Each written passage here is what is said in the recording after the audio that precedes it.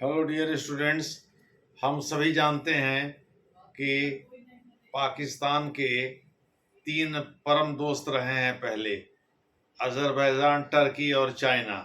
दूसरे शब्दों में ये वैसे दोस्त हैं जिनके अपने अपने स्वार्थ हैं और सब पाकिस्तान से जुड़े हुए थे। जैसे अज़रबैजान एक मुस्लिम कंट्री है और पाकिस्तान ने जब आर्मेनिया से उसका युद्ध चल रहा था तो बिना बुलाए मेहमान की तरह से अज़रबैजान को सैन्य सेवाएं प्रदान किया था और भी ऑफर दिया था। अज़रबैजान ने एक सीमा तक ही उसकी मेहमान नवाजी को स्वीकार किया और मैं उसने मना कर दिया।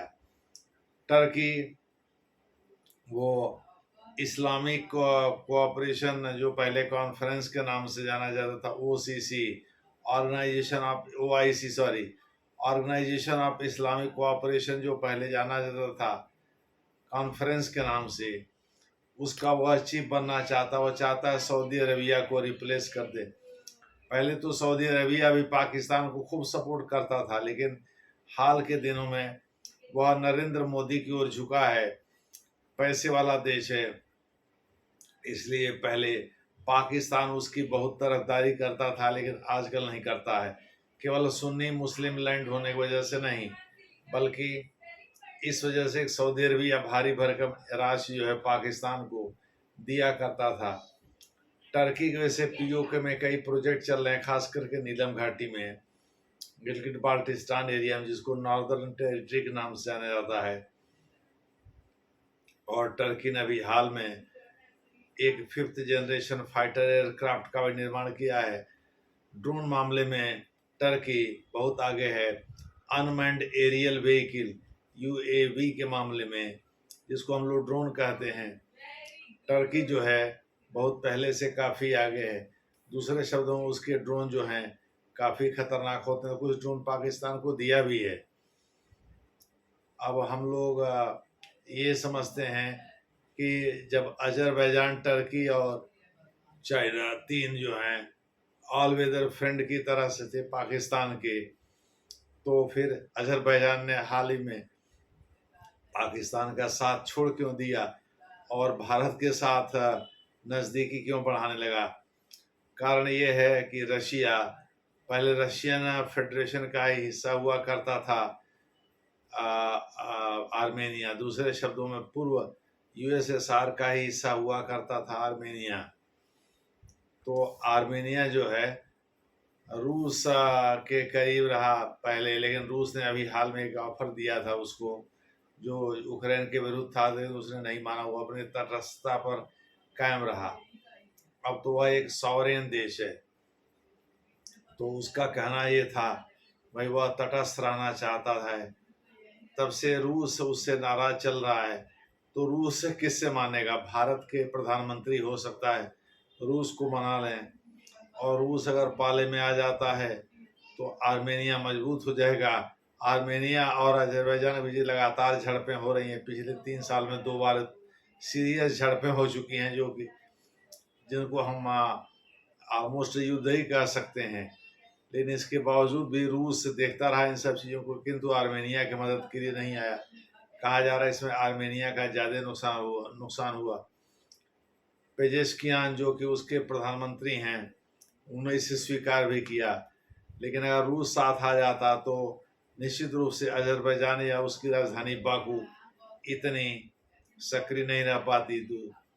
दूसरी बात यह कि अजरबैजान भले ही छोटा देश हो पश्चिम एशिया उसमें सॉरी मध्य एशिया में, लेकिन तेल क्षेत्र की वजह से जो है सब उसके ऊपर डोरे डालते रहते हैं। दूसरे शब्दों में उसकी राजधानी जो बाकू है वो तेल क्षेत्र के लिए विख्यात है, तो ऑयल एरिया की वजह से विख्यात होने की वजह से सब उस पर डोरे डालते रहते हैं।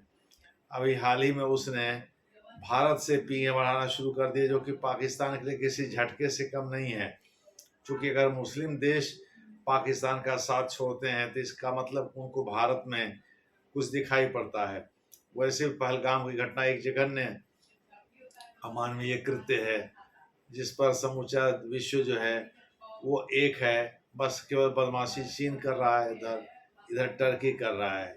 क्योंकि ये दोनों पता नहीं अनावश्यक भारत से क्यों चिढ़े रहते हैं। हालांकि टर्की को फ़ोन करके नरेंद्र मोदी जी ने थोड़ा समझाया है हिंदी में कि भाई आप दूर ही रहिए तो अच्छा रहेगा। चीन से भी बात किया ही होगा, चीनी राष्ट्रपति से भी। चीन का इंटरेस्ट ये है कि भाई और जो सीपेक है, चाइना पाकिस्तान इकोनॉमिक कॉरिडोर, अब उसकी कीमत शुरू में तो 46 अरब अमेरिकी डॉलर ही थी, अब तो 60 अरब अमेरिकी डॉलर हो गया है, जिसके तहत वो ग्वादर पोर्ट जो कि पहले पाकिस्तान ने सोचा था कि वहाँ एक पोर्ट बनेगा और कंटेनर फैसिलिटी डेवलप होगी, उसे नेवल बेस के रूप में तब्दील कर चुका है चीन। तो अब मान लीजिए बलूचिस्तान आज़ाद हो जाए तो और मुसीबत हो जाएगी, क्योंकि बलूचिस्तान के लोग चीन को बिल्कुल देखना वहाँ पसंद नहीं करते और भारत की भी चाहत वही है। अब नरेंद्र मोदी जी ने जब शी जिनपिंग से बात किया होगा तो पता नहीं क्या बात किया होगा। इस आक्रमण में पाकिस्तान के टूटने का डर है, पक्का है। इस वजह से पाकिस्तान और घबराया हुआ है। उधर टीटीपी है, इधर बलूचिस्तान बलूच लोग हैं, इधर खैबर पख्तूनख्वा में पश्तून हैं, टीटीपी भी है और पीओके पर नज़र भारत की है। जो जम्मू कश्मीर का हिस्सा है उसमें मिल सकता है। तो इस प्रकार से चाइना का अपना स्टेक है वहाँ। चाइना का पीओके से होकर के, शख्सगाम घाटी से होकर के उसका सी पे गुजरता भी है। आप लोगों को पता होगा कि सी पे पर चाइना काम क्यों कर रहा है, क्योंकि वो मलक्का जलमरुमद जो कि दुनिया का हाईली मिलिट्राइज जोन है, जहाँ अमेरिका का दबदबा है, इंडोनेशिया के पास जावा और सुमात्रा के बीच में, और हिंद महासागर पर भारत का दबदबा है। सुंडा जलमरुमद से होकर के इसके जहाज गुजरने पड़ते हैं और फिर उधर से मलक्का जलमरुमद से होकर के इसके जहाज जाते हैं। फिर जब एक बार साउथ चाइना सी में चले जाते हैं तब इसको राहत मिलती है। तो ये चाहता है गल्फ कंट्री से जो 80% करीब ये ऊर्जा का आयात कर, यानी डीजल और पेट्रोल मंगाता, कच्चा तेल मंगाता मोटे तौर पर। डीजल पेट्रोल तो रिफाइनरी में तैयार होते हैं, वो तो घर में ही कर लेता होगा। लेकिन 80% या उससे ज़्यादा का जो है ऊर्जा आयात जो है यह फारस की खाड़ी यानी पर्शियन गल्फ से करता है। तो वह चाह रहा वहाँ सीधे ग्वादर पोर्ट लाएं और ग्वादर पोर्ट से ज़मीन से ही हम पहुँच जाएं शिनजियांग प्रांत, और शिनजियांग प्रांत से जो है मुख्य भूमि जो चाइना है वहाँ कहीं भी हम अपना तेल पहुँचा लेंगे। मेन उद्देश्य उसका यही है, इसीलिए उस सीपेक का निर्माण कर भी रहा है। इसकी 2-3 शाखाएं बनाई हैं। एक इस्लामाबाद को जोड़ता है, एक लाहौर को जोड़ता है। लेकिन सच्चाई यही है कि इसी स्वार्थ की वजह से वह पाकिस्तान के साथ खड़ा दिखता है। और चाइना एक धूर्त देश है, कोई जरूरी नहीं कि उसकी आलोचना करते करके अपने घर रहिए, लेकिन ताकतवर तो है ही।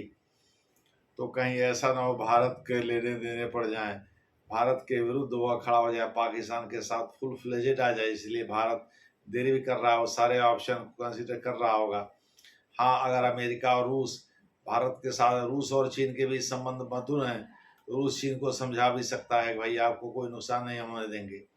यही बात भारत के प्रधानमंत्री से भी रूसी राष्ट्रपति कहवा सकते हैं। देखना है क्या होता है, लेकिन जो भी है, अहमदाबाद और बाकू के बीच सीधी फ्लाइट शुरू हो गई है, जो अजरबैजान के हित में है।